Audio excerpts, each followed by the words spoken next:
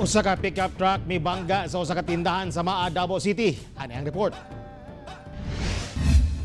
Mo kining resulta human wala makontrol sa driver niining usa ka pickup truck hinungdang mibangga kini sa usa ka establishmento. Resulta, nabuak ang glass wall sa tindahan ug misulod ang sakyanan.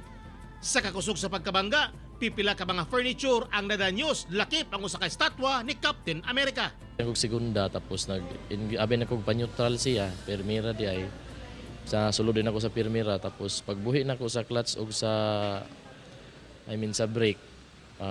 Nidagan siya kay wala pa rin ako na handbrake. Na-release daw niya ang kuan. Release ang brake nga naka-primera pa. So mo to na bangga siya sa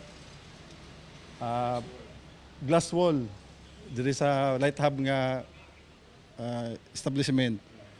Wala na magpa-interview ang tag-iya sa tindahan, apan nag-coordinate na kuno sila sa tag-iya sa sakyanan aron maasikaso ang settlement sa nadanyos kay mga maligya nga moabot sa kapin kung kulang 800,000 pesos.